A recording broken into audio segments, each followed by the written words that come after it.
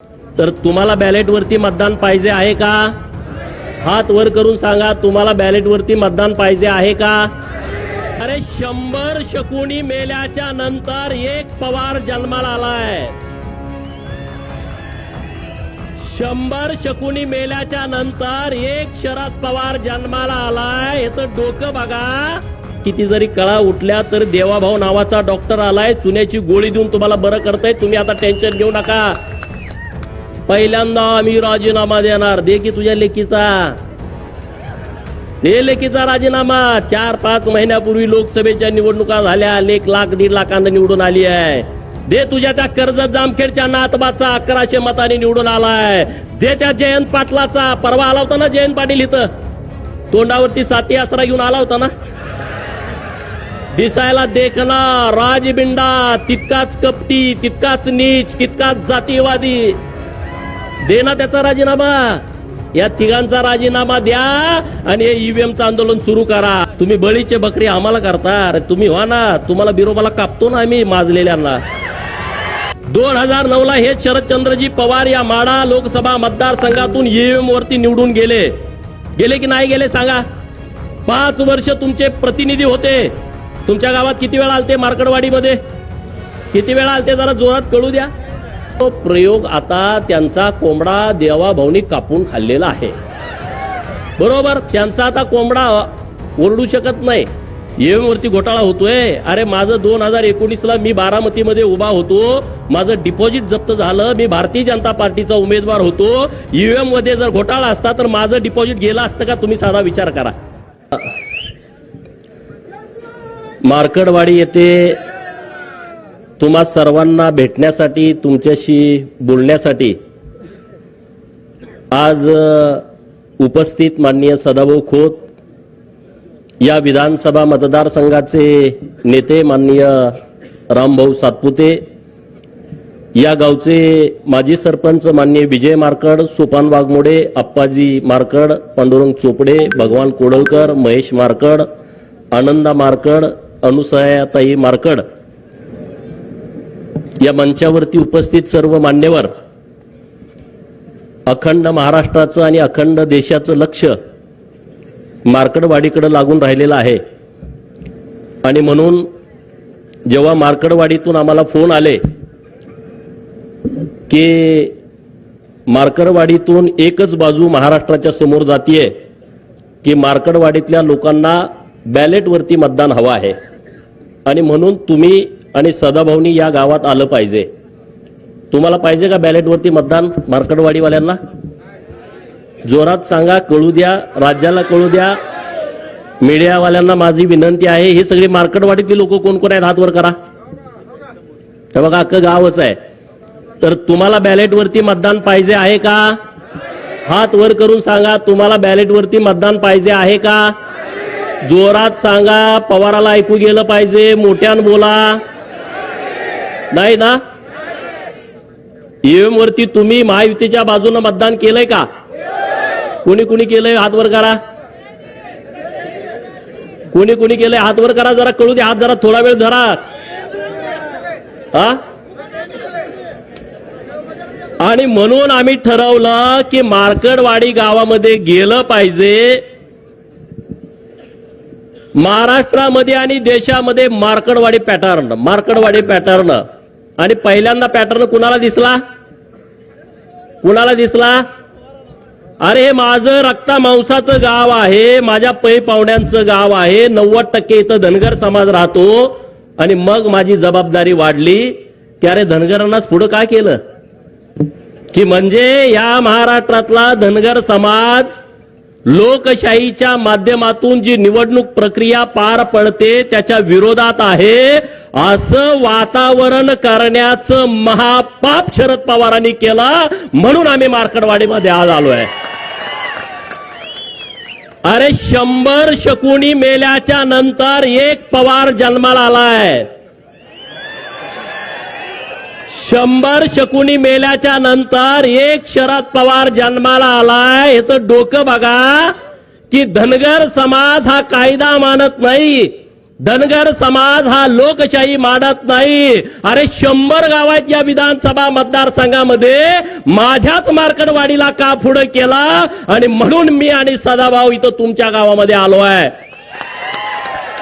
अरे या हिंदुस्थानातला धनगर समाज हा लोकशाहीला मानतो. या भारताच्या नवनिर्मितीमध्ये धनगरांचा सिंहाचा वाटा आहे. जी संसद भवन आज दिल्लीमध्ये डोमानं उभी आहे, जे राष्ट्रपती भवन दिल्लीमध्ये उभा आहे आणि त्या सगळ्या जमिनी आहेत त्या होळकरांच्या रायसोनी गावामध्ये उभ्या आहेत. अरे ही लोकशाही मजबूत करण्यासाठी या होळकरांचा सिंहाचा वाटा आहे आणि म्हणून पवारांचा डाव लाथानं उधळून टाकण्यासाठी आज आम्ही तुमच्या समोर आलो आहे. बरोबर आहे की चुकीचं आहे? हा का रे बाबा, पहिल्यांदा आम्ही राजीनामा देणार. दे की तुझ्या लेकीचा, ते लेकीचा राजीनामा. 4-5 महिन्यापूर्वी लोकसभेच्या निवडणुका झाल्या, 1 लाख 1.5 लाखांना निवडून आली आहे. दे तुझ्या त्या कर्जत जामखेडच्या नातबाचा 1100 मतांनी निवडून आलाय. दे त्या जयंत पाटलाचा, परवा आला होता ना जयंत पाटील इथं, तोंडावरती साती आसरा घेऊन आला होता ना. दिसायला देखना राजबिंडा, तितकाच कपटी, तितकाच नीच, तितकाच जातीवादी. दे ना त्याचा राजीनामा. या तिघांचा राजीनामा द्या आणि हे ईव्हीएमचं आंदोलन सुरू करा. आणि राहुल गांधींनी त्यांनी स्वतःचा आणि त्याच्या बहिणीचा देऊ दे ना राजीनामा आणि मग या आंदोलनामध्ये येऊ दे ना. बरोबर आहे की चुकीचं आहे? बरोबर आहे काय चुकीचं आहे? अरे एका आमच्या आनंदराव देवकाते साहेबांनी राजीनामा दिला, अजूनपर्यंत त्या घराला आमदारकी मिळाली नाही. मिळाली का सांगा? मिळाली? तुम्ही बळीचे बकरी आम्हाला करता. अरे तुम्ही व्हा ना, तुम्हाला बिरोबाला कापतो ना आम्ही माजलेल्यांना. बरोबर ना? आपण बिरोबाला कुणाला कापतो? बोकाड. ते कुठलं बोकाड कापतो? 10-12 बोकड आपल्याकडे असतात, कुणाला कापतो? बकरी आपल्याकडे 100 असतात, पण त्यातल्या एकालाच का कापतो? कारण ते माजलेलं असतं. आणि म्हणून या महाराष्ट्रातल्या प्रस्थापितांना आपल्याला बिरोबाला आणि खंडोबाला कापावं लागेल. कापायचं की नाही कापायचं? आज महाराष्ट्रामध्ये आणि देशामध्ये निवडणुका झाल्या, ईव्हीएमच्या नावानं तुम्ही आता गळा काढताय. सदाभाऊनी त्यांच्या भाषेत तुम्हाला सांगितलं, अरे बाबानो ही ईव्हीएम आलंय कधी? तुम्ही त्याच्यानंतर 2 वेळा केंद्रामध्ये सत्ता भोगली. 2009ला हे शरदचंद्रजी पवार या माढा लोकसभा मतदारसंघातून ईव्हीएम वरती निवडून गेले. गेले की नाही गेले सांगा? 5 वर्ष तुमचे प्रतिनिधी होते. तुमच्या गावात किती वेळा आलते? मार्कडवाडीमध्ये किती वेळा आलते? जरा जोरात कळू द्या. म्हणजे संधी साधायचा असला का हा माणूस कुठे येतो बघा. तुमचा प्रतिनिधी होता तेव्हा हा माणूस तुमच्या गावात आला नाही, एकदा पण आला नाही. अरे तुमच्याच गावात काय, या माढा लोकसभा मतदारसंघामध्ये शेकडो गावात हे कधी गेले नाहीत आले. यांना तुमचं काही देणं घेणं नाही आहे. यांचं कसं आहे, आमच्याच कोंबड्यानं बाग दिली पाहिजे आणि मगच उजाडलं पाहिजे. हा जो गेल्या 50 वर्षापासूनचा प्रयोग सुरू आहे, तो प्रयोग आता त्यांचा कोंबडा देवाभाऊनी कापून खाल्लेला आहे. बरोबर? त्यांचा आता कोंबडा ओरडू शकत नाही आणि त्यामुळे त्यांच्या तळपायाची आग मस्तकात गेलेली आहे. आणि म्हणून ठरवलं की आपल्या लोकांशी जाऊन बोललं पाहिजे. समोर जे आंदोलन करतायत त्याही भावांना माझी विनंती आहे, अरे तुम्ही चुकीचा पायंडा पाडायला लागलाय. कुणासाठी तुम्ही आंदोलन करताय? कसलं आंदोलन करताय? अरे जर समाजाचं आंदोलन असतं, आम्ही सरकारचा विचार केला नसता, आम्ही तुमच्या बाजूने ठामपणे उभं राहिला असतो. आज जे मार्कडवाडीतून जे आंदोलन उभा करताय ना, हे सरंजाईशाही, हे मोहिते असतील, हे पवार असतील, ह्यांना वाटतंय की आम्हीच या लोकांना गुलाब बनवून आम्हीच इथले राजे आहोत लोकशाहीतले सुद्धा. अरे डॉक्टर बाबासाहेब आंबेडकर साहेबांनी जेव्हा संविधान आणलं ना, तेव्हा राजे आणि पोतराजे एका लेवलला आणून बसवले, यामध्ये फरक ठेवला नाही. आणि तुम्ही आता लोकशाहीमध्ये गेली अनेक वर्ष या महाराष्ट्राच्या सत्तेमध्ये ठाण मांडून होता आणि आता तुम्ही बाजूला झाल्यानंतर तुम्हाला वाईट वाटतंय. तुमच्या पोटामध्ये कळा उठतेत. तुमच्या पोटात किती जरी कळा उठल्या तर देवाभाऊ नावाचा डॉक्टर आलाय, चुन्याची गोळी देऊन तुम्हाला बरं करताय. तुम्ही आता टेन्शन घेऊ नका. ईव्हीएम वरती घोटाळा होतोय. अरे माझं 2019ला मी बारामतीमध्ये उभा होतो, माझं डिपॉझिट जप्त झालं, मी भारतीय जनता पार्टीचा उमेदवार होतो. ईव्हीएम मध्ये जर घोटाळा असता तर माझं डिपॉझिट गेलं असतं का? तुम्ही साधा विचार करा, गेलं असतं का सांगा? जरा तरी जवळ आणून चिटकवलं असतं का नसतं? हा, जरा तरी जवळ. अरे 2024च्या लोकसभेमध्ये तुमचे 31 खासदार निवडून आले, तेव्हा ह्यांची स्टेटमेंट काय होती पवारांची? महाराष्ट्र आणि महायुतीचा सुपडा साफ केला. बघा पेपर काढून, बघा युट्यूबवरती बातम्या काढून. महाराष्ट्राची जनता माफ करणार नाही, त्यांनी तुम्हाला हद्दपार केलं. 4 महिन्यापूर्वी यांची स्टेटमेंट. आणि आता तुम्हाला हद्दपार केलं तर ईव्हीएमच्या मागे पवार दडायला लागले. अरे ईव्हीएम बारकी मशीन आहे, त्याच्या मागे पवारासारखा माणूस दडू शकतो का? पण दडायला लागले. सदाभाऊनी तुम्हाला सांगितलं बॅलेटवरच्या यांना निवडणुका काय पाहिजेत. डॉक्टर बाबासाहेब आंबेडकर साहेब 1952ला लोकसभेला उभा होते, त्यांचा 14,000 मतांनी पराभव झाला आणि 74,000 मतं त्यांनी बाद केली होती. 74,000 मतं बाद. हे टगे लोक काय करायचे माहिती का? तुमचं बॅलेटवर आहे, दुसरी टिक मारली, बाद झालं. चिठ्ठी गिळून खाल्ली, विषय संपला. चिठ्ठी पळवून नेली, विषय संपला. आता यांना यात हस्तक्षेप करता येत नाही. आज हे मीडियामध्ये काय सांगतायत की अमेरिकेमध्ये सुद्धा ईव्हीएम वापरलं जात नाही. किती खोटं सांगायचं बघा. आज देशामधल्या अनेक राष्ट्रांमध्ये ईव्हीएम वरती निवडणुका होत आहेत. त्यामध्ये अमेरिकेमधले काही राज्य आहेत, त्यामध्ये ऑस्ट्रेलिया आहे, त्यामध्ये बेल्जियम आहे, Bulgaria, Switzerland, Canada, Mexico, Argentina, Brazil, Chile, Peru, Venezuela, Namibia, Nepal, Bhutan, Armenia, शेजारचा आपल्या बांगलादेश. आणि याच्यापेक्षा काय, जो राहुल गांधी तुमच्या गावामध्ये येणार आहे त्याच्या आजोळात इटलीमध्ये सुद्धा ईव्हीएम वरती निवडणुका होत आहेत. राहुल बाबाला माझा सवाल आहे, पहिला आजोळला जा, मामाच्या गावाला जा. जुक जुक जुक जुक आगेन गाडी, धुराच्या रेस्या हवेत काढी, पळती झाडे पाहूया आणि मामाच्या गावाला जाऊया. आमच्या लहानपणी आम्ही म्हणत होतो तू विमानातनं जा. आणि इटलीमध्ये काय ईव्हीएम मधून मतदान होतं याचा अभ्यास कर ना. किती या देशामध्ये खोटं पसरवायचं. आपल्याकडे एक म्हण आहे, खरं घरातून बाहेर पडेपर्यंत, चप्पल घालूपर्यंत खोटं गावभर हिंडून येतं. खरं घरातून बाहेर पडेपर्यंत, चप्पल घालेपर्यंत खोटं गावभर हिंडून येतं. महाराष्ट्रामध्ये आणि देशामध्ये तसं झालंय. नरेंद्र मोदी साहेबांचं खरं चप्पल घालूच तर राहुल बाबाचं खोटं अकर देशभर पसरतंय.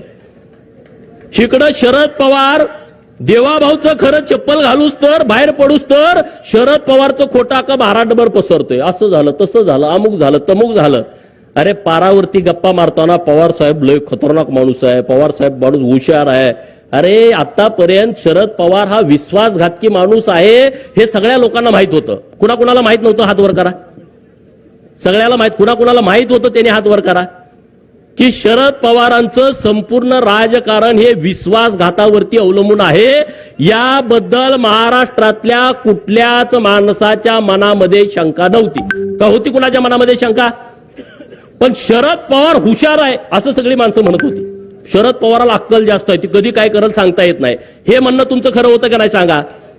पण मार्कडवाडीच्या पॅटर्न मध्ये पवारांनी लक्ष घातल्यानंतर पवार विश्वासघातकी आहेत हे सगळ्याला मान्य होतं. पण पवारांची अक्कल सुद्धा संपलेली आहे हे आता मार्कडवाडीच्या आंदोलनामधनं माहीत झालेलं आहे लोकांना. बरोबर ना? अरे बाबांनो, काय आंदोलन तुम्ही करताय? काय प्रक्रिया आहे तुम्ही समजून घ्या. या महाविकास आघाडीच्या नेत्यांना मी आणि सदाभाऊंनी आवाहन केलं होतं.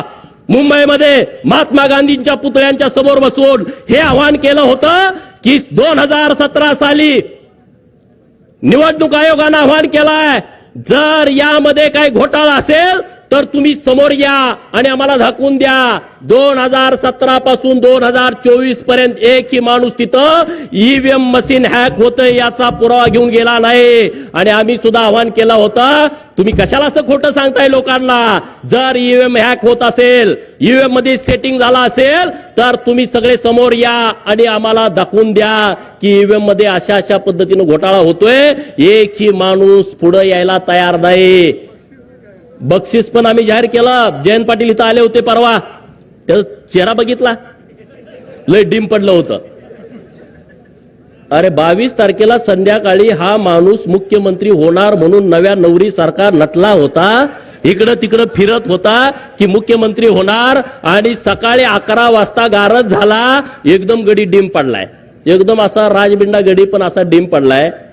आणि तो काय म्हणतोय, कार्यकर्त्याची मिटिंग घेऊन आपला विजय हा 61,000 मतांनी झालाय. निवडून किती मतांनी आलाय? 11,000. भाजपवाल्यांनी 50,000 मतं यात अगोदरच सेट केलेत. काय म्हणतोय? भाजपनं 50,000 मतं अगोदरच सेट केलेत. म्हणून मी आणि सदाभाऊनं घोषणा केली, जर जयंतराव पाटील बाहेरच्या देशामध्ये शिकलेले आहेत, इंजिनियर आहेत, त्यांनी जर हे सिद्ध केलं तर मी 50 रुपयाचं बक्षीस देईल आणि सदाभाऊ 51 रुपयाचं बक्षीस देईन. असं 101 रुपयाचं बक्षीस आम्ही जाहीर केलंय. लायकीप्रमाणे बक्षीस द्यावं लागतं म्हणून 101 रुपया. दुसरा कोणी हॅकर असेल तर त्याला 11 लाख रुपयाचं आमचं वेगळं बक्षीस आहे. त्यानं जर त्याच्या बुद्धिमत्तेनं हॅक केला तर काय प्रकार आहे? किती खोटं बोलायचं, लोकांना किती खोटं सांगायचं. जयंत पाटलांना ही प्रक्रिया माहित नाही ईव्हीएमची, शरद पवारांना ही प्रक्रिया माहित नाही. मी आवाहन करतो मार्कंडवाडीतून शरद पवारांनी राष्ट्रवादी काँग्रेसच्या खासदारांचं, राष्ट्रवादी काँग्रेसच्या आमदारांचं एक प्रशिक्षण घ्यावं आणि या देशामध्ये निवडणुका कशा होतात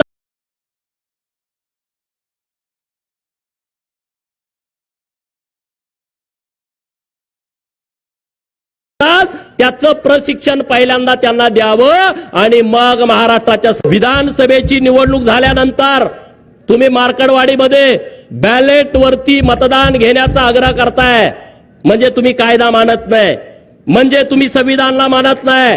शरद पवाराचा हम करे सो कायदा सुरू आहे, ते देशामध्ये संविधानाला मानत नाहीत. अरे साधं गणित आहे, लोकप्रतिनिधी अधिनियम आहे 1951, कलम 19A, कलम 20 आणि कलम 20A काय म्हणताय की या देशामध्ये निवडणूक घेण्याचा अधिकार फक्त इलेक्शन कमिशन ऑफ इंडियाला आहे किंवा त्यांच्या लोकांना आहे. याच्या व्यतिरिक्त दुसरा माणूस निवडणूक घेऊ शकत नाही. म्हणजे दुसऱ्या त्यांच्या मशिनरीला, म्हणजे कोणाला? कलेक्टरना लोकसभेची निवडणूक, प्रांतांना विधानसभेची निवडणूक, बीडीओ आणि तहसीलदारांना पंचायत समिती आणि जिल्हा परिषदची निवडणूक घेण्याचा अधिकार आहे. दुसऱ्या कुठल्याही माणसाला ही निवडणूक घेता येत नाही. एवढं साधं जर शरद पवारांना कळत नसेल तर एवढा इतके वर्ष महाराष्ट्र यांच्या ताब्यात होता, मग ह्यांनी राख रांगोळी महाराष्ट्राची केली का नाही केली सांगा तुम्ही. एवढं जर यांना कळत नसेल हे समजून सांगा गावातल्या लोकांना. निवडणुकीच्या अगोदर FLC केली जाते, फर्स्ट लेवल चेकिंग. FLC म्हणजे काय आहे? त्या ज्या सगळ्या ईव्हीएमच्या मशिनी आहेत ना, त्या मशिनी सोलापुरात, त्या मशिनी सांगलीत, त्या मशिनी साताऱ्यात, त्या पुण्यात जिल्ह्याच्या ठिकाणी असतात गोडाऊन मध्ये. तिथं प्रत्येक पक्षाचा प्रतिनिधीला बोलवलं जातं. भाजपा, राष्ट्रवादी, शिवसेना, उद्धव सेना, शरद पवारची राष्ट्रवादी, काँग्रेस, छोटे पक्ष, बसपा असेल, माकप असेल, सेकाप असेल, रासप असेल, रिपाई असेल, रयत संघटना असेल, या सगळ्या पक्षाच्या प्रतिनिधीला बोलावलं जातं आणि तिथं फर्स्ट लेवल चेकिंग केलं जातं. म्हणजे काय केलं जातं? तुमच्या विधानसभा मतदारसंघामध्ये जेवढ्या मशिनी आहेत, जेवढे बूथ आहेत, त्या मशिनीपैकी 1% मशीनवरती 1200 मतदान पोलिंग करून घेतली जातात. किती? 1200 मतदान तुमच्या समोर. आणि मग ते चेक केलं जातं हे 1200 मतदान पडले का. परत 2% मशिनी त्यातल्या घेतल्या जातात, त्यामध्ये 1000 मतदान चेक केलं जातं. 1000 वेळा मतदान द्यायचं आणि ते चेक करायचं त्यालाच दिलंय का. आणि मग तिसऱ्या वेळा परत 2%, त्यामध्ये 500 मतदान द्यायचं. हे 2%, 2% आणि 1%, 5% झालं. आणि राहिलेल्या सगळ्या मशिनीवरती एका मशीनमध्ये 16 उमेदवार असतात, त्या प्रत्येक मशिनीवरती 6 प्रत्येक उमेदवाराला मतदान द्यायचं आणि ते चेक करायचं. हे चेक त्यांच्या समोर करायचं आणि त्यांनी सह्या करायच्या सगळ्या प्रतिनिधींनी. आणि मग जेव्हा ही मशीन आपल्या गावात येते ना बूथवरती, तिथं आल्यानंतर आपल्या सगळे आपण मतदान प्रतिनिधी असतो, त्यांच्या समोर प्रत्येक मशीनवरती 50 मतदान करून घ्यायचं. किती? येड्यात कुणाला काढताय? अरे आमचा मेंढका सुद्धा हुशार झाला पवाराच्या पार्टीच्या लोकांनो. मेंढक्याला सुद्धा अक्कल आली. अरे उद्या आमचा मेंढका जर आमदार झाला तर तुमच्यापेक्षा चांगलं काम करू शकतो. पण तुम्ही लोकांची दिशाभूल करताय, लोकांना फसवताय, लोकांना खोटं सांगताय. पवारांना माझं आव्हान आहे, मार्कडवाडी पॅटर्न पवारांना का जवळचा वाटतोय? मी मीडियामध्ये पण सांगितलं, पवारांना अट्रॅक्शन मार्कडवाडीचं का आलं, राहुल गांधींना अट्रॅक्शन मार्कडवाडीचं का येत आहे? तर त्याचं कारण मित्रांनो वेगळं आहे. नानाभाऊ आपले यायला लागलेत पाणी करायला. त्यांचं काय वेगळं गणित आहे की या देशातली जनता नरेंद्र मोदी साहेबांना परत 2029ला पंतप्रधान करणार आहे. तुमचं काय मत आहे? तुमचं काय मत आहे? हे लोकमत आहे, बरोबर की नाही बरोबर? नरेंद्र मोदी साहेब परत 2029ला पंतप्रधान होणार आहेत. आता देवाभाऊ 5 वर्षासाठी महाराष्ट्रात मुख्यमंत्री झाले. किती जरी तुम्हाला वाईट वाटलं तर आता त्याला नाइलाज आहे. पवारांच्या पार्टीचं जातीवाद्यांचं म्हणणं काय होतं महाराष्ट्रातल्या माहित आहे का? महाराष्ट्रात महायुतीचं सरकार यायला नाही पाहिजे. बघा, पहिली यांची इच्छा मोहितेंची काय, महाराष्ट्रात महायुतीचं सरकार नाही आलं पाहिजे. महाराष्ट्रात जर महायुतीचं सरकार आलं तर भाजपचा मुख्यमंत्री झाला नाही पाहिजे, दुसरी इच्छा. तिसरी इच्छा काय, जर भाजपचा मुख्यमंत्री झाला तर देवाभाऊ झाला नाही पाहिजे. अरे आमचा मसोबा, बिरोबा, खंडोबा, धुळोबा, मकुबाई, नीनाबाई ही सगळे आमचे देव जागे आहेत रे. तिथला बहुजन जागा आहे गावगाड्यातला. गावगाड्यातल्या लोकांनी डोळं उडून बघितलं की बाबानो हे देवाभाऊच का लागते, नरेंद्र मोदी साहेब का पाहिजे. ईव्हीएम हॅक केली, ईव्हीएम हॅक केली, होय ईव्हीएम हॅक केली दिवाण सर, पण कुणी केली? लाडक्या बहिणीने हॅक केली. 1500 रुपये माझ्या बहिणीला दिले. सुप्रिया सुळे काय म्हणाल्या, 1500 रुपयात काय होतंय? बातमी बघितली होती ना टीव्हीवरती. 1500 रुपयात काय होतंय? मी सांगितलं, चॅनेलवाल्यांनी मला विचारलं, ताई असं बोलतात की 1500 रुपये काय होतंय. मी त्या चॅनेलवाल्यांना सांगितलं, हे 1500 रुपये मुंबईमध्ये ताज हॉटेलला बसून 1,500 रुपयाची कॉफी पिणाऱ्यासाठी नाहीत. हे 1500 रुपये ट्रायडंट हॉटेलला 1,000 रुपयाचा चहा पिणाऱ्यासाठी नाहीत. 2-3 लाखाचा गॉगल घालणाऱ्यांच्यासाठी हे अजिबात नाही आहे. ज्यांच्याकडे 1.5-2-3 लाखाची पर्स आहे अजिबात नाही. ज्यांच्या पायामध्ये 1.5 लाखाचा, 50,000चा, 1 लाखाचा उंची सॅन्डल आहे त्यांच्यासाठी नाही. लिपस्टिक वाल्यांच्यासाठी नाही. हे कुणासाठी आहे?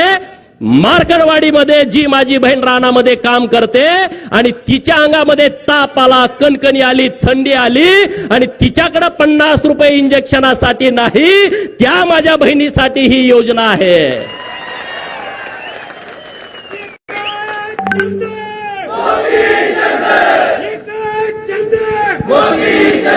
दुपारची शाळा सुटल्यानंतर पोरग पळत पळत पळत येतंय, आई आई आई मला 10 रुपये पाहिजेत आईस्क्रीम घ्यायला. आणि जेव्हा आई घरामध्ये जाते, डब्यामध्ये बघते, गाडग्यामध्ये बघते, चुलीजवळ बघते, तिच्याकडे 10 रुपये नाहीत आणि म्हणून तिच्या डोळ्यात पाणी येतंय की मी माझ्या लाडक्या पोराच्या हातामध्ये खाऊसाठी 10 रुपये देऊ शकत नाही. त्या लाडक्या बहिणीसाठी ही आमची योजना आहे. आणि म्हणून महाराष्ट्रातल्या लाडक्या बहिणीनं ही ईव्हीएम मशीन हॅक केली. या महाराष्ट्रातल्या ओबीसीनं, 346 जाती असणाऱ्या ओबीसीनं, भटक्या विमुक्तानं, या महाराष्ट्रातल्या लोकांनी ईव्हीएम मशीन हॅक केली. सगळी मतं ही महायुतीच्या बाजूने दिली. या महाराष्ट्रातला गरीब मराठा ताकदीनं देवाभाऊंच्या पाठीमागे उभा राहिला, त्यानं ही मशीन हॅक केली. मित्रांनो, गावातल्या कोतवालाला जाऊन भेटा. 7,500 पगार वाढवला, परत 10% वाढवला. कोतवालाच गावात संबंध किती असते तुम्हाला माहित आहे? कोतवालाच्या पुढे कोण जाते का? नाहीतर उतारा उलटा पालटा करून टाकते. या महाराष्ट्रातल्या कोतवालांचा 7,500 पगार वाढवला. त्या कोतवालांनी आमच्या बाजूने मतदान केलं, त्यांनी ईव्हीएम मशीन हॅक केली. गावातल्या पोलीस पाटील इथं कोण आहे का? पोलीस पाटील 8,500 मानधन वाढवलं या महाराष्ट्रातल्या पोलीस पाटलांचं. मग police Patil EVM machine hack करायचं सोडल का सांगा? 5 वर्ष आंदोलन करत आम्हाला हे द्या, आम्हाला द्या, कुणी काय दिलं नाही. देवाभाऊनी 8,500 वाढवून टाकले. पोलीस पाटलाला पै पाहुणे नातेवाईक असते की नाही? पाटील गावात रुबाबदार असते, ढिलं नसते काम पाटलाचं. पाटलाच्या नातेवाईकांनी मशीन हॅक करून टाकली. सगळे महायुतीच्या बाजूने मतदान करून टाकलं की नाही टाकलं सांगा? होमगार्ड पोरं आंदोलन करतेत, 180 दिवस आम्हाला काम द्या आणि आमच्या मानधनात दुप्पट वाढ करा. कधीच कुणी केली नाही. देवाभाऊने केली, दुप्पट वाढ करून टाकली. पोलीस ड्रेसमध्ये असणारा माझा होमगार्ड भाऊ खुश झाला, त्यानं ईव्हीएम मशीन हॅक केली. त्यानं ईव्हीएम मशीन हॅक केली. 1 रुपयामध्ये विमा. त्या द्राक्ष बागायतदार शेतकऱ्याला विचारा, त्या डाळिंब बागायतदार शेतकऱ्याला विचारा, त्या ऊसवाल्याला विचारा, त्या कापूसवाल्याला विचारा. 1 रुपयामध्ये विमा. अरे शेतकरी खुश झाला. 0 लाईट बिल. शेतकरी खुश झाला. मी विचारलं शेतकऱ्यांना प्रचाराला गेल्यावर, किती वीज बिल होतं तुमचं? म्हणला 5 लाख. घेतल्यापासून भरलंच नाही. 3 लाख, 2 लाख. मग तो काय पवारच्या बाजून मतदान करेल का? करेल का सांगा ना. ज्याचं लाईट बिल 3 लाख, 4 लाख, 5 लाख माफ झालं, तो पवारांच्या बाजूने मतदान करेल का? नाही करणार. त्यानं ईव्हीएम मशीन हॅक केली. ही बोंबलत सुटले ईव्हीएम मशीनच्या नावानं. ह्या लोकांनी मशीन हॅक केली. मित्रांनो, या राज्यामध्ये पहिल्यांदा मेंढपाळाला चराई भत्ता द्यायचा निर्णय सरकारनं घेतलाय. जातोय ना मेंढराकडं, फॉरेस्टवाला म्हणतोय तुला येऊ देत नाही. म्हणलं राहू दे, येऊ देत नाही तर पैसे दे रान घ्यायला. आणि सरकारनं निर्णय केला, एका मेंढपाळाला एका महिन्याला 6,000 रुपये, 4 महिन्याचे 24,000 रुपये. त्या मेंढक्यानं ईव्हीएम मशीन हॅक केली. महाराजा यशवंतराव होळकर महामेश योजना आली आहे. त्या मेंढक्याला त्याचा लाभ होतोय. त्यानं तुमची ईव्हीएम मशीन हॅक केली आहे. या महाराष्ट्रातल्या गरिबाची पोरं, प्रत्येक जिल्ह्याला 100 मुलं मराठा समाजाची, 100 मुली मराठा समाजाच्या हॉस्टेलला राहत आहेत. 100 मुलं ओबीसीची, 100 मुलं ओबीसीच्या मुली. त्या हॉस्टेल चालू केली. त्यांच्या आई वडिलांनी ईव्हीएम मशीन हॅक केली आहे. ही ईव्हीएम मशीन त्यांनी हॅक केलेली आहे. या महाराष्ट्रातल्या सगळ्या मुलींचं उच्च शिक्षण सरकारनं मोफत केलं. मेडिकलचं, इंजिनिअरिंगचं, B.Pharm, D.Pharm. त्या मुलीच्या आई वडिलांनी, आजोबांनी, पंजोबांनी ही ईव्हीएम मशीन हॅक केली. केली की नाही सांगा?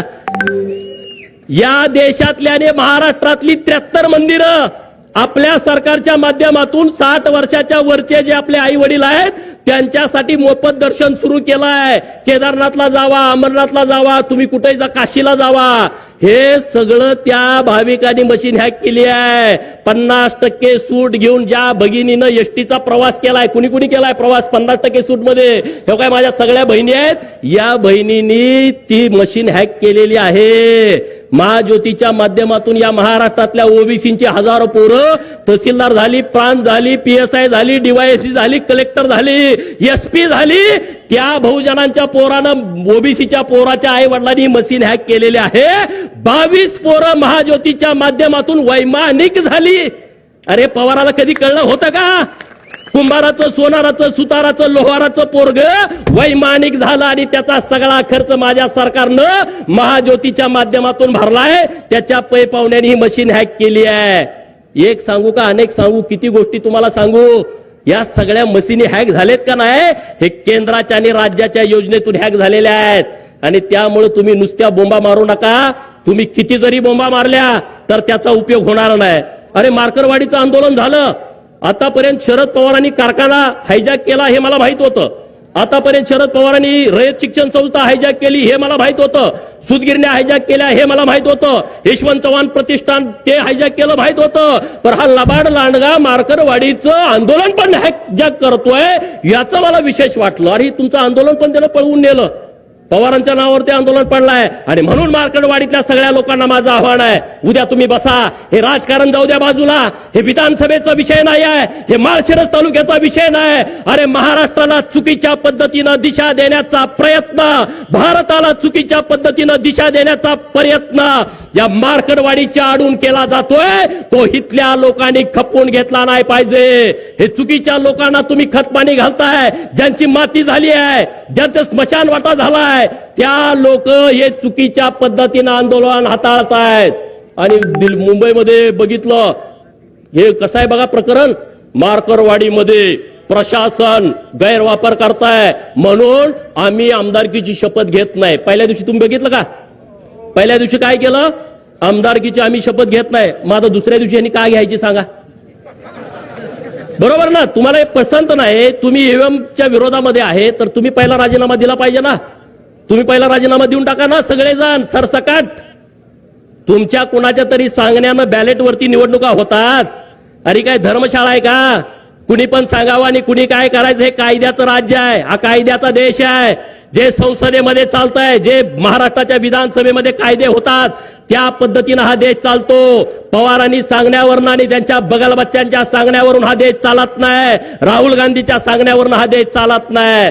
ज्यांना ही प्रक्रिया मान्य नसेल त्यांनी राजीनामे द्या आणि मग तुम्ही आंदोलन सुरू करा. नुसतं करंगळी कापून शहीद झाल्याचा आव आणू नका. ज्यांना कोणाला द्यायचं आहे ना, आज दिल्लीमध्ये तिथं सुप्रिया सुळेनी ओम बिर्ला साहेबांना जाऊन भेटावं अध्यक्षांना आणि तिथं तात्काळ राजीनामा द्यावा. ईव्हीएम वरती माझा विश्वास नाही आणि म्हणून मी राजीनामा देत आहे आणि मी माझ्या बाबाच्या सोबत आंदोलनात उडी घेत आहे. राहुल गांधी आणि प्रियांका गांधींनी ओम बिर्ला साहेबांना भेटावं आणि डायरेक्ट राजीनामा द्या ना. मीडियाच्या समोर काय राजीनामा देत आहे? आणि रोहित पवार, जयंत पाटील यांनी उद्याच्या उद्या, कालच राहुल नार्वेकर साहेबांचे अध्यक्ष म्हणून निवड झालेले आहे, त्यांच्याकडे पहिल्यांदा जाऊन राजीनामा द्यावा. जर उद्या यांनी राजीनामा दिला नाही तर परत ईव्हीएमच्या विरोधात थोबाड उचकायचं नाही. बरोबर ना? बरोबर का चूक आहे? तुम्हाला करायचंय तर खरंच करून टाका ना. नाटक कशाला करताय? नाटक करू नका. तुम्हाला जे काम करायचंय ते तुम्ही एकदम बिनधास्त करा. मला एका मित्राचा सकाळी मेसेज आला आणि त्याला असं त्यामध्ये लिहिलं होतं, मला महाराष्ट्रात मविआचे सरकार येईल अशी पवारांना होती आशा. महाराष्ट्रामध्ये मविआचं सरकार येईल अशी पवारांना होती आशा, परंतु मार्करवाडीकरांनी त्यांच्या तोंडात घातल्या माश्या. महाराष्ट्रात मविआचं सरकार येईल अशी पवारांना होती आशा, परंतु मार्कडवाडीकरांनी त्यांच्या तोंडात घातल्या माश्या. पवारांच्या राजकीय जीवनाचा केला तमाशा, म्हणून पवार वाजवत आहेत ईव्हीएमचा ताशा. बरोबर ना? अरे अहमदनगरचं नाव बदललं, पुण्यश्लोक अहिल्यानगर केलं. मार्करवाडीतल्या लोकांना काय आनंद झाला असेल का नसेल? झाला की नाही झाला? अरे मग त्यांनी मतं दिली असतील ना. मोहितेच्या विरोधामध्ये लढायचा डीएनए इथल्या लोकांचा आहे. सीताराम अण्णा वाघमोडेंच्या पासून एसबी अण्णांच्या पर्यंत आहे की नाही? आहे की नाही? मग ते काय लगेच बदलतेत वर? एवढे काय गुलाम झालो का आम्ही? आमच्यात पण काय रग आहे की नाही? रामभाऊच्या डोक्यात तोच विषय आहे, दुसरा विषयच नाही. रामभाऊ प्रचाराची सभा असल्यासारखा ठोकूनच काढतो मोहितेंना. अरे रामभाऊ सारखा पोरगा, माझ्यासारखा पोरगा, हे भाजपामुळे आमदार झालो आम्ही. आम्हाला केलं असतं का सांगा? आम्हाला आमदार केलं असतं? अरे आमची शिफारस करायला माणूस नाही. जी कोण जाईल ते उलटच सांगते, जी कोणी जाईल ते उलटच सांगते. मला सदाभाऊ मी, आम्ही दोघच आहे. सदाभाऊला म्हणतात गोपीचंदला कशाला नादाला लागतोय, मला म्हणत नाहीत, त्याला माहित आहे. अरे बाबांनो, रामभाऊने एक विषय मांडला की रणजितसिंह मोहितेंनी राजीनामा द्यायला पाहिजे. खरंच त्यांना जर लाज वाटत असेल ना,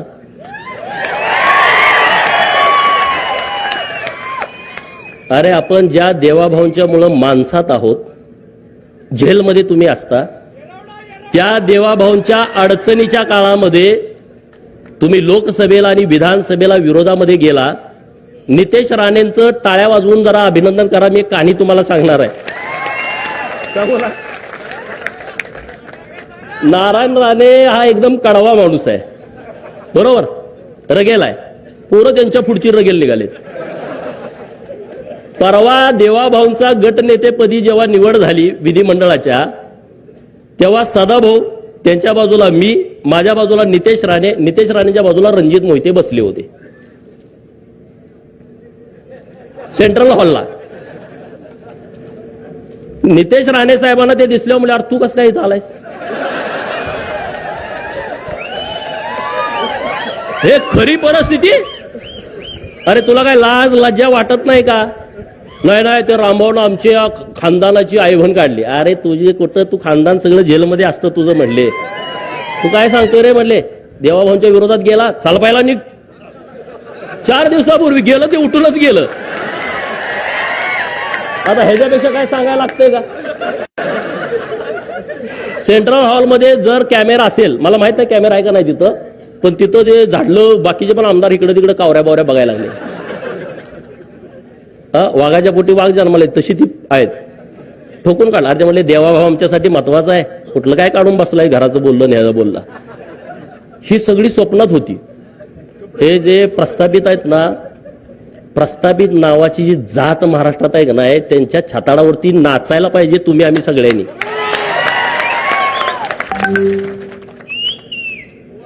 नाचायला पाहिजे का नाही पाहिजे? त्यांना असं वाटत होतं की आता आपलं कोणतर सरकार येते ना, आम्ही असं करून तसं करू. आता इतकी मऊ आलेत. जयंत पाटलांचं कालचं सभागृहातलं भाषण ऐकलं का? 2019ला देवाभाऊंना पुन्हा येईन ह्याच्यावरती असा डिवचत होता का नाही? आणि काल स्वतःसारखा मऊ. 4 वेळा पाया पडले सगळ्यात तिन्ही पुढाऱ्यांच्या. किती वेळा? जयंत पाटील वाटतंय ना, 4 वेळा लाचार झाले. मोहिते किरकोळ आहे हो, किरकोळ म्हणजे तुम्हाला माहित आहे किरकोळ झालंय ते, पूर्वीसारखी परिस्थिती नाही. त्यामुळे जास्त बोलण्यात काय पॉइंट आहे असं मला वाटत नाही. कारण ह्या लोकांची सवय काय, आमचं पोरगं जरी जन्माला आलं तर ते आमदार झालं पाहिजे. आणि आम्ही किती बी इकडं 20-20 वर्ष काम केलं. त्यांचं काय, ह्यांना लॉटरी लागली म्हणते. अरे लॉटरी? अरे आमच्या अंगावरती अजून पोलिसांनी मारलेले वळ गेले नाही 2007, 8, 9चे. हा, ह्या जयंत पाटलाला मी जेव्हा अडवलं होतं तेव्हा आमच्यावरती लाठीचार्ज झाला होता. ती पोलिसाकडं प्लॅस्टिकचे काटे ना, पोलिसाकडं लय वाईट आहे. ते मारल्यानंतर 1 तासानं कळतंय कातड गेले, आधी कळत नाही. पुण्यश्लोक अहिल्या देवींची जयंती होती त्या दिवशी आणि अचानक मी तिथं मंत्र्यांना बंदी घातली होती. टेंबूचं पाणी जोपर्यंत देत नाही तोपर्यंत मंत्र्यांनी यायचं नाही. जयंतरावला जरा कंड होता. अचानक हेलिकॉप्टर उतरवलं. मी तासगावात गेलो होतो, मला कळाला आलाय. लगेच गाडी वळवली, 5-50 पोरावरती अडवून टाकला. अडवला का पोलिसांनी लाठीचार्ज केला. आणि परत आम्ही त्या जयंतीच्या कार्यक्रमाला गेलो किडेबिश्री तालुका सांगोल्याला. आणि तिथं कोंबडवाडी म्हणून गाव आहे, तिथं गेल्यावर चंचा नाही लागलं, तवर कळालं नव्हतं. अरे सगळ्यांना म्हटलं बघा काय काय झालं, पॅन्टावर केल्या तर कातडच नाही, सगळं रगात. अरे आम्ही संघर्ष केलेले लोक आहोत, आम्ही संघर्ष करून इथं आलोय, आम्हाला काही लॉटरी लागलेली नाही. आमच्या घरात पोरग जन्माला आलं तर आमचा नामकरणाचा कार्यक्रम कसा असतो? पोरग पाळण्यात ठेवतेत, आमच्या आई बहिणी गोळा होतेत. कुणी गोविंद म्हणा, कुणी गोपाळ म्हणा, कुणी गोविंद म्हणा, कुणी गोपाळ म्हणा, कुर्र करून त्याचं नाव ठेवतेत. बरोबर? मोहितेच्या घरात असं नाही, कुणी गोविंद म्हणा, कुणी गोपाळ म्हणा. तिथं पाळण्यात ठेवल्यामुळे कुणी आमदार व्हा, कुणी खासदार व्हा. काय? कुणी आमदार व्हा, कुणी खासदार व्हा, कुठल्याही पार्टीत जावा, बेईमान राहावा, पण आमदार खासदार व्हा. त्यात नाही जमलं तर जिल्हा परिषदचा अध्यक्ष व्हा, जिल्हा परिषदचा सभापती व्हा, झडपीचा मेंबर व्हा, पंचायत समितीचा मेंबर व्हा, लय झालं तर मग तिथं सरपंच व्हा, पण सुट्टी देऊ नका. माझी भाजपला सुद्धा विनंती आहे, ज्यांनी गद्दारी केली आहे 2024ला आपल्या पडत्या काळामध्ये, त्यांना पायताना जवळ सुद्धा उभा करू नका. एकट्या मोहित्यांचा विषय नाही, महाराष्ट्रात ज्याने ज्याने आपला लाभ घेतला, आपला गैरफायदा घेतला, त्यामुळे तुम्ही रामभाऊ चिंता करू नका.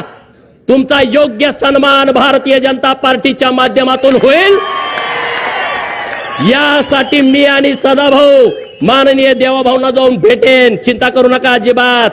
आणि आपण काय काळजी करायची? आपला काय बाप आमदार खासदार होता का? अरे तुमचा तर बाप ऊसतोड मजूर होता. माझी आई मी तुमच्या समोर बोलत असताना शेतात राबते, सदाभाऊची आई शेतामध्ये राबते. आपलं नुकसान होणार आहे काय? आपला काय कारखाना आहे का, सुदगिरणी आहे का, बँक आहे का, आपल्यावर लोन आहे? काय नाही. आपल्याकडे कापड आणि गाडी सोडून काही नाही. काय चिंता करायचं आहे? त्यामुळं कुठल्याही प्रस्थापिताच्या छताडाला धरायला आम्हाला कधीच काय भीती वाटत नाही. आणि आम्ही छताड धरतोय, तुमच्यासाठी धरतो. आमचं वैयक्तिक काय नाही त्यांच्यासाठी, आमचं वैयक्तिक तिथं काय अडकलेलं नाही आहे. आणि म्हणून आज ईव्हीएमच्या बाबतीमध्ये जो खोटं अरे लोकांना ती खरं वाटायला लागलं. आता मला कुलाळवाडी नावाचं गाव आहे, 11 मतं विरोधात पडलेत, मग तिथं काय ईव्हीएम घोटाळा झाला? अरे मला मानणारी, भाजपला मानणारी, देवाभाऊला मानणारी लोक आहेत त्या गावातली, नुसती 11 मतं विरोधात गेली 1100 पैकी. अशी कितीतरी गाव आहेत महाराष्ट्रामध्ये, वन साइड सगळं मतदान झालेलं आहे. अरे या महाराष्ट्रातल्या जनतेचा विचार करणारा माणूस जर मुख्यमंत्री होणार असेल तर लोक पवारांना मतं देतील का? लोक विरोधकांना मतं देतील का? अरे देणार नाहीत. या महाराष्ट्रातल्या गोरगरिबांचा, उपेक्षितांचा, अपमानित लोकांचा नेता देवाभाऊ आहे. या महाराष्ट्रातल्या प्रस्थापितांचा कर्दन काळ आहे. या महाराष्ट्रातल्या विस्थापितांची काळजी घेणारा नेता आहे. आणि हा नेता महाराष्ट्राच्या सत्तेमध्ये यावा म्हणून गावगाड्यातल्या लोकांनी मतदान केलाय, गावगाड्यातल्या लोकांनी मतदान केलाय. गावगाड्याची काळजी घेणारा नेता आहे. अरे त्याला किती बदनाम करण्याचा तुम्ही प्रयत्न केला, किती आंदोलन केली, किती वेळा त्यांना डॅमेज करण्याचा प्रयत्न केला, किती त्यांना जातीवरनं हिणावलं, आणि तुम्ही पुरोगामी आहे का? अरे पुरोगामीच्या कंबारड्यात लाता लोकांनी घातलेल्या आहेत. यासलं थोतांड चालणार नाही या महाराष्ट्रामध्ये. अरे पुण्यश्लोक अहिल्यादेवींचं नाव दिलं सोलापूरच्या विद्यापीठाला, पवारांच्या मागे होतो आपण 2004 ते 2018, का नाही नाव दिलं? का प्रश्न पडतो का नाही स्वतःच्या मनाला? पडतो की नाही पडत? सोलापूर मधला हा विषय. आघाडीचं सरकार होतं, नाव दिलं नाही. आमची लोक विसरतात का? नाहीत विसरात. आणि म्हणून मार्कडवाडीतली गावातली लोक ताकदीनं महायुतीच्या सोबत उभा राहिली, नरेंद्र मोदी साहेबांच्या सोबत उभा राहिली, देवाभाऊंच्या एकनाथ शिंदे साहेबांच्या सोबत उभा राहिली, आणि पुढे सुद्धा तुम्ही ताकदीनं उभं राहा. या गावाचा सर्वांगीण विकास करण्याची सर्वस्वी जबाबदारी भारतीय जनता पार्टीची आहे. रामभाऊडी जे काम केलंय आणि राहिलेलं काम करण्यासाठी आम्ही पूर्ण ताकद गावाच्या पाठीमागे उभा करू.